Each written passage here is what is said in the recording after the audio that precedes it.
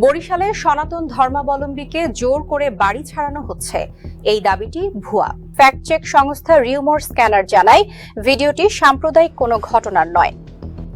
ভিডিওতে থাকা ব্যক্তি মিন্টু, যিনি একজন চিহ্নিত মাদক কারবারি এবং স্থানীয়দের ক্ষোভের মুখে পড়েন।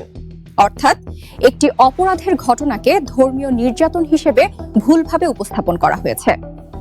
বিস্তারিত জানুন আমাদের প্রতিবেদক রাফিদ হাসানের রিপোর্টে।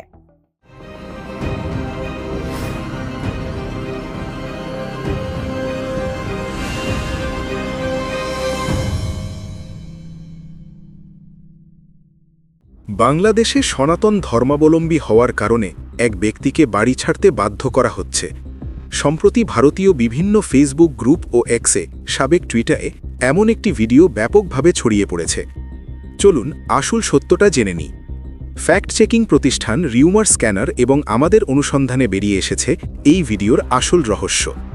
ভিডিওতে থাকা ওই ব্যক্তি কোনো হিন্দু বা সনাতনী ধর্মাবলম্বী নন। তার নাম মোহাম্মদ মিন্টু এবং তিনি বরিশালের বানারীপাড়ার একজন চিহ্নিত মাদক ব্যবসায়ী। গত 4 এপ্রিল বানারীপাড়ায় তাকে মাদকসহ হাতে নাতে ধরেন স্থানীয় বিএনপি নেতা রিয়াজ আহমেদ মৃধা। এরপর ক্ষুব্ধ জনতা ওই মাদক কারবারির উপর চড়াও হয় এবং তাকে এলাকা ছাড়তে হুমকি দেয়। তাহলে একজন মুসলিম মাদক ব্যবসায়ীর ভিডিওকে কেন সনাতনী নির্যাতন বলে প্রচার করা হচ্ছে?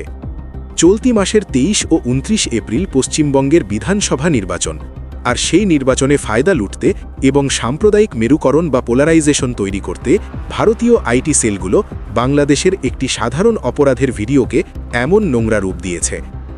বাংলাদেশের ভাবমূর্তি ক্ষুণ্ণ করতে এবং দেশের ভেতরে সাম্প্রদায়িক দাঙ্গা বাঁধানোর এই ভারতীয় অপপ্রচার চরম জঘন্য। তাই ভিনদেশি অ্যাকাউন্টের চটকদার ক্যাপশন বা ভিডিও দেখলেই বিশ্বাস করবেন না। যাচাই করুন, সত্য জানুন এবং গুজবের বিরুদ্ধে রুখে দাঁড়ান।